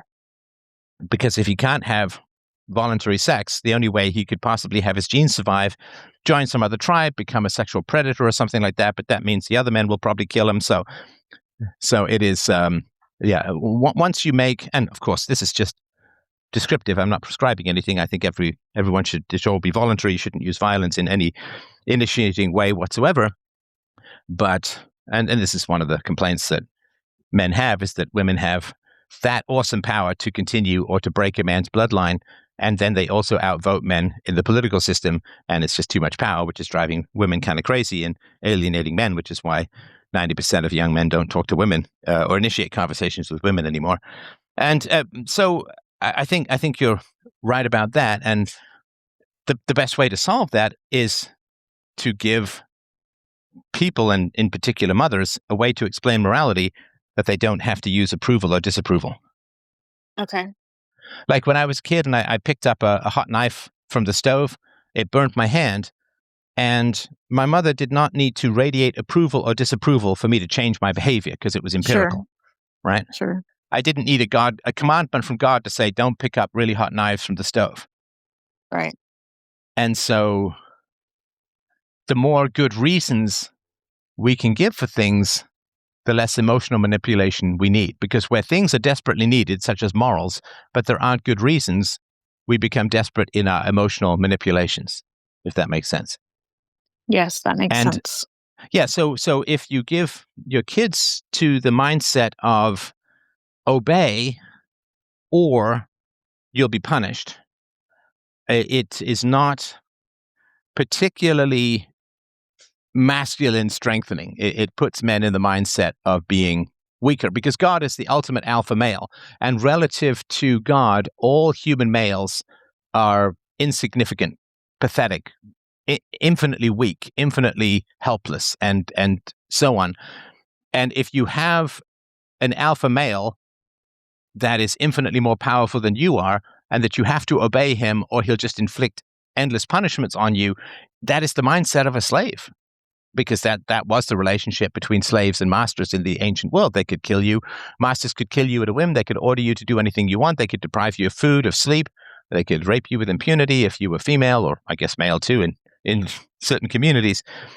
And so you said that your husband is both very masculine and also was not particularly religious growing up. Is that right? That's correct, yes. So those two things are quite related, I think. So I would say that, and it's, it's perfectly honorable to say to your kids, if you don't have an answer, to say, don't know. Sure. And the don't know is really exciting for kids, especially boys, because we're explorers. So if the adults are honest and say, well, why should I be good? It's like, I don't know. I don't really have a good answer for that. The first thing that, I mean, if you have boys, you have a couple of boys, and they hear that there's a region that has never been explored that they can access, what are the first thing they're going to do? Let's go there. Absolutely. Absolutely. We are explorers. And I mean, I don't know if you see these videos. Usually it's a bunch of guys who there's an abandoned mall. The first place we want to go is the abandoned mall. And this explorer stuff, urban exploring, or and then they go in the middle of the night and they're like, this is a great idea. And I'm like, this is a terrible idea. Absolutely. And for women, I completely agree with you. It's completely ridiculous and foolish, but it is also why we have a civilization. So, sure. I'm half and half about, daughters and sons, it is true. Like, as long as they're healthy and all of that, that's great. But, so if you say to kids, and in particular the boys, I don't know, they'll try to figure it out. They'll try to puzzle it out. Like if you take your kids out hiking and there's a little river, say, how do we get across? I don't know. I mean, are the boys going to sit there and say, well, we'll just pray for a bridge? What are they going to do? They're going to construct a bridge. They're going to make a bridge out of bees and bark if they have to, but they will make a bridge and they will get across. And so, yeah, but society, it doesn't usually have the robustness and humility and honesty to say, I don't know. And they just make up stuff. And then because they're making up stuff, they have to include pretty deranged punishments and rewards to get people to believe stuff. And then you get conformity, but you get conformity with the mindset of a slave. And that emasculates the men. And this is one of the reasons why the West is kind of decaying. So is there a way to embrace the Christian faith and not fall into that category? No. I wish there were. I mean, Christian values? Yeah, absolutely. I mean, there's a lot of wonderful Christian values. But if you say the reason they're true is that God has commanded it and you must obey or go to hell, that is going to be emasculating for the males. Because you're creating an ultimate alpha that has infinite power, and they're nothing compared to that. And that just makes you feel small. Mhm. It makes you feel small, and that probably isn't going to be great. So as far as the values, yeah, I mean, for sure, I think I've got some reasonably good explanations for the Christian values, but the Christian mindset, or to put it more precisely, the religious mindset, you can't have robust masculinity in the face of the ultimate alpha male God who punishes and rewards them based upon subjugation and compliance and obedience. So it's the institution that's more the problem. Sorry to be annoying. It's actually technically it's metaphysics and the epistemology. Metaphysics is like the nature of the universe. The nature of the universe is it's ruled by an alpha male you can never ever approach. You can never ever compete with, and you have to crawl before him and obey. That is going to emasculate. I mean, everyone's going to. It's going to disempower everyone, but I think the effects tend to be more significant on males because we strive for power and authority as a whole. And so the metaphysics is sort of the nature of the universe, that it's ruled over and created by a male God that you can never compete with. And the epistemology is, well, how do we know things are true? Because God has ordered it and will punish us if we don't obey.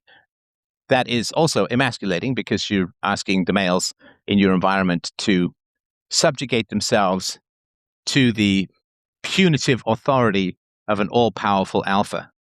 And that just emasculates the males. It's really pretty wretched. Interesting.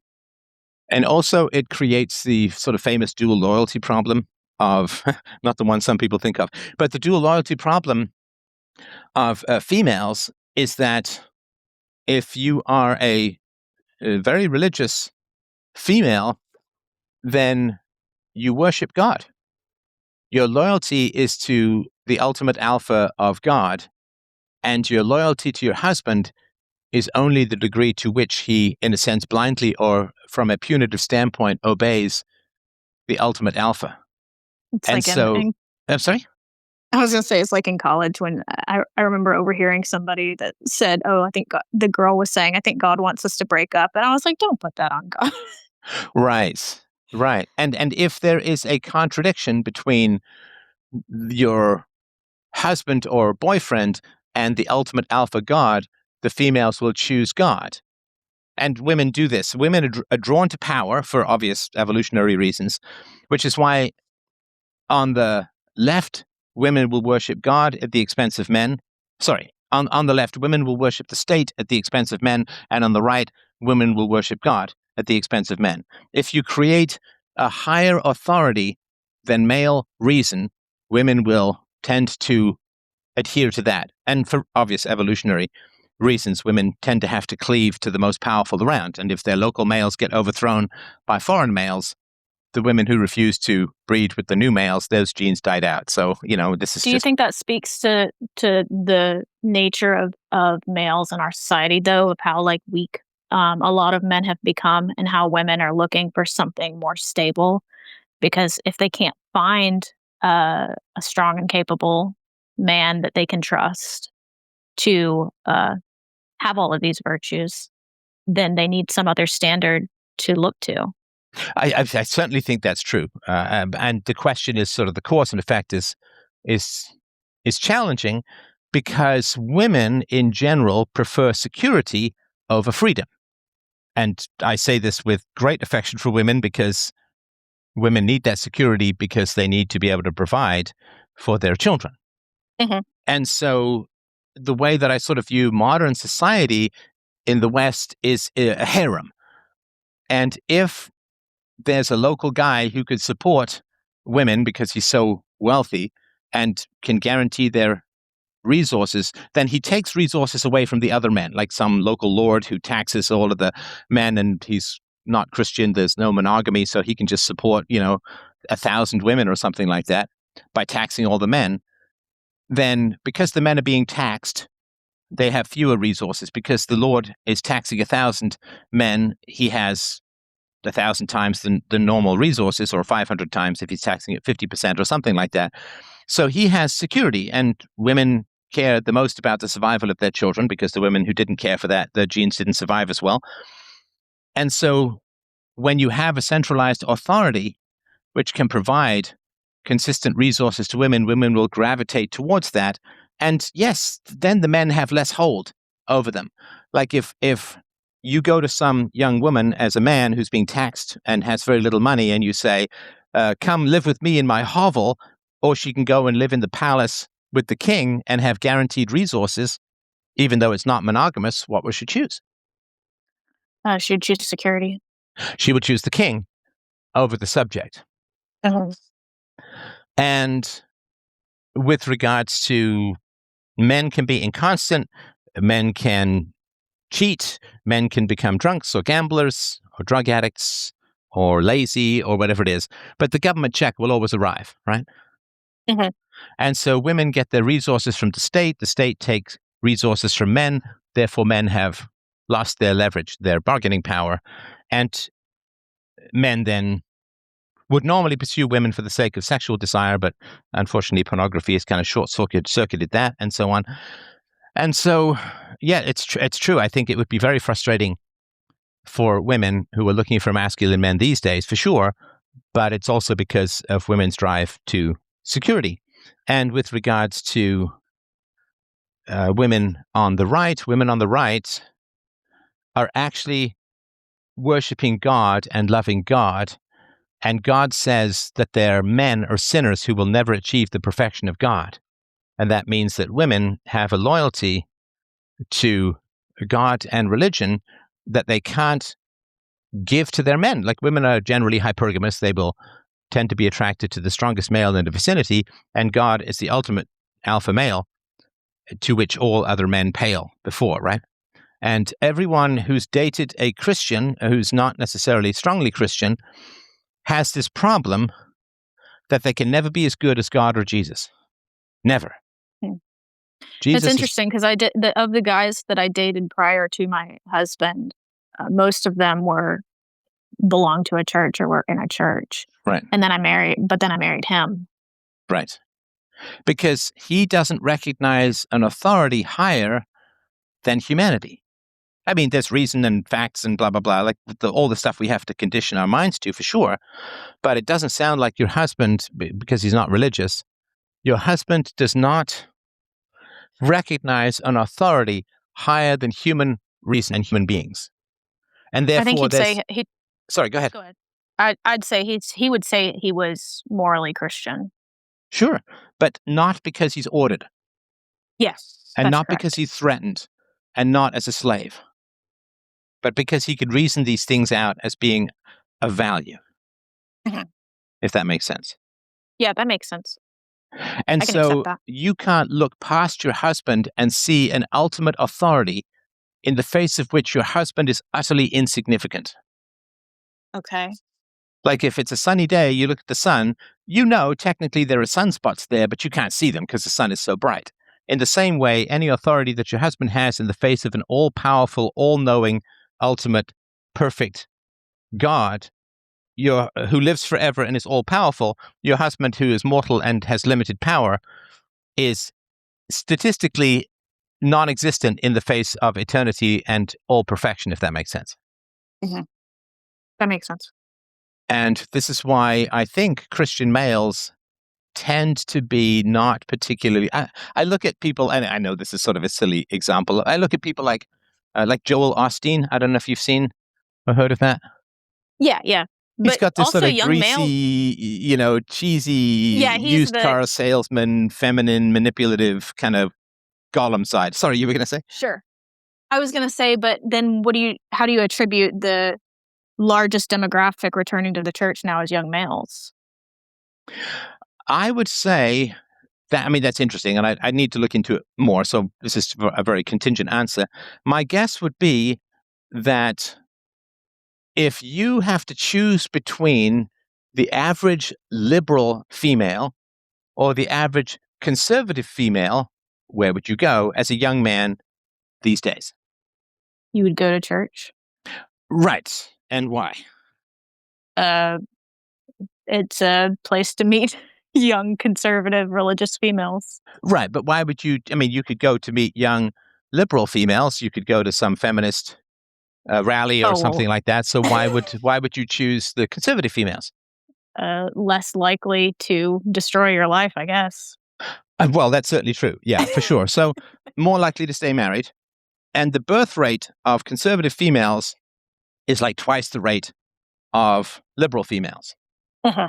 So if you want your genes to continue, then you would go to a conservative female as opposed to a liberal female. And of course, more than half of liberal females have been diagnosed with a mental illness. No, and that means that doesn't mean it's just as half of them, it's the ones who've actually been diagnosed. So you would go to a very low fertility, high instability, dangerous female and hope to maybe get a kid. But of course, if you get the kid and then you get divorced, there's custody battles and so on, it's brutal. Whereas conservative women will have they will take their vows seriously. Now, you can say, well, I prefer they take their vows seriously for philosophical reasons rather than religious reasons.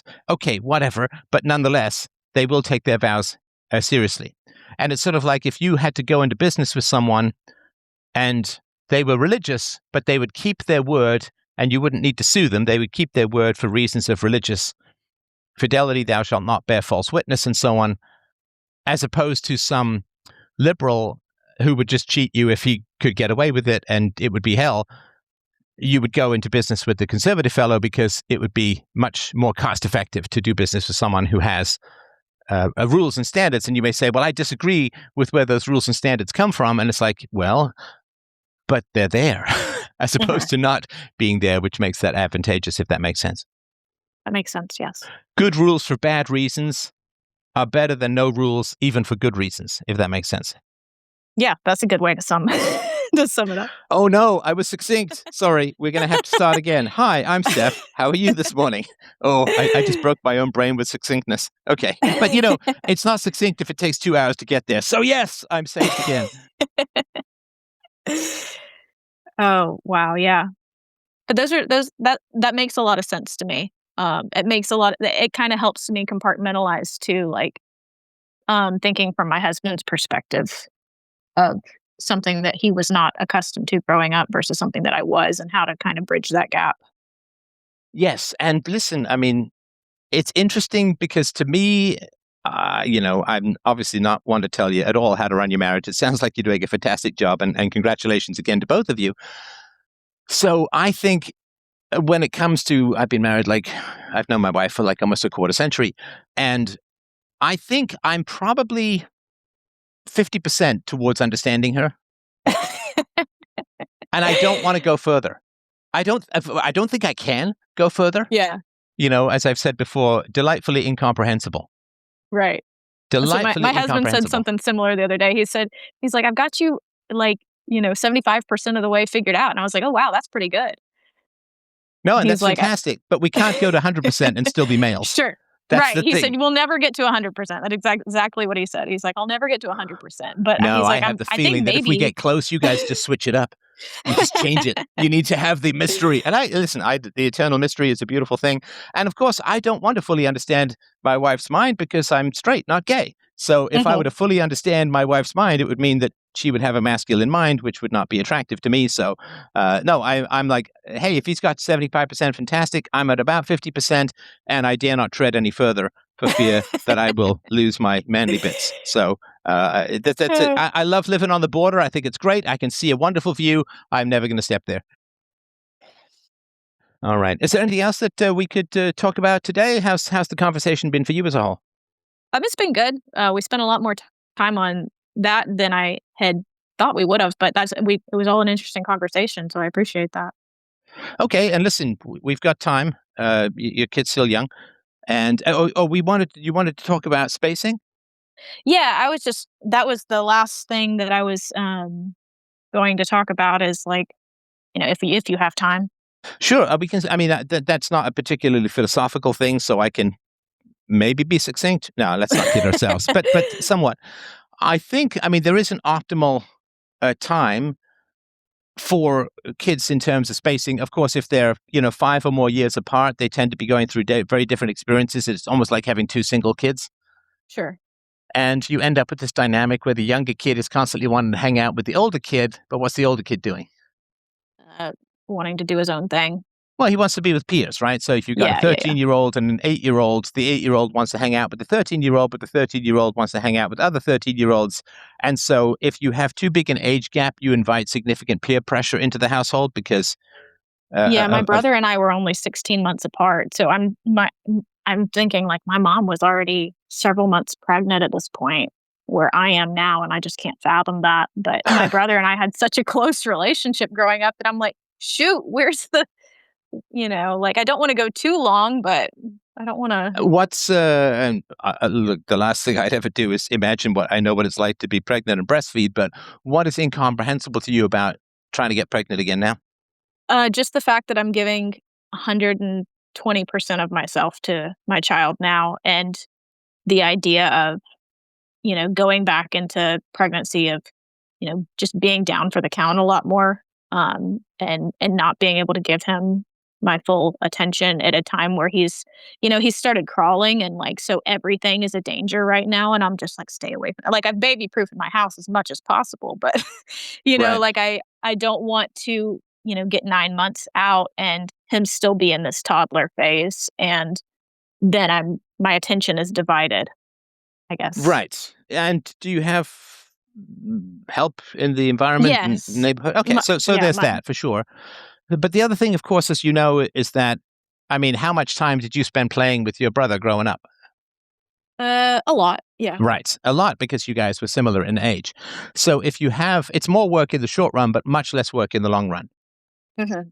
I mean, my wife and I have a wonderful daughter, and we've homeschooled, and I work from home, and blah, blah, blah. So we spend a lot of time together, and that's been great. It's very different from how I grew up. So if you have kids closer together, it's more work when they're younger, but way less work when they get older, because you're going to raise them peacefully so they can negotiate and they'll play with each other, and that frees up. So each additional child is much less work going forward, if that makes sense. Yeah, I said that to my husband the other day. I said, apparently every kid it gets easier, and he said, I'm calling BS on that. Well, but you are the sole provider of interaction during the day, for the most part, for your son, right? Mhm. Yes. Right. But if you have a kid who's like maybe 18 months different, or 2 years different, then they will play together. And I have friends, gosh, one of my sets of friends has 6 children, and they're all playing with each other. And they're all making up crazy games and doing all this kind of stuff. Another friend of mine has 3 boys and a girl, and the boys are all playing with each other and creating these games, and they're all teaching each other chess and doing all of this stuff. And so it is very different. When I was growing up, when my daughter was growing up, if she wanted to play, it was my wife and I. I mean, we had friends and all of that, but just sort of in the typical day, it was my wife and I, because she doesn't have any siblings. Now, if she had siblings that were relatively close in age, they would play together. And what you do is you do your thing, your kids play together. I'm sure this was the case with your parents, is that all you do really is you manage the conflicts. Mhm. And so it frees up a huge amount of time to have more kids. Again, it's tougher when they're young, for sure, but it's tough to save when you're young, but it's better when you retire. And it's tougher to have more kids when they're very young, but when they get older, it frees up enormous amounts of time for other things, if that makes sense. Yeah, and then there's also just the, not knowing if it's going to take us a long time again. So there's like Oh, yeah. this dichotomy of the pressure to, try again, but also like, knowing it could take a while. Yeah. Yeah. And the other And thing too, of not course, is wanting that, to waste the time. yeah, as you know this from your brother, siblings are the only people who go through all of life with you. Yeah, and my husband and I are both the youngest of 3, and we both really value our sibling relationships, like him most significantly with his older brother, and me most significantly with my brother, just because we were the closest. As one of our top relationships. Like, my sister-in-law I've now known for half my life because they met when they were, 15, 16 years old. And so it's like all these built-in relationships in addition to your own sibling. And they live 15 minutes down the road now. It's great.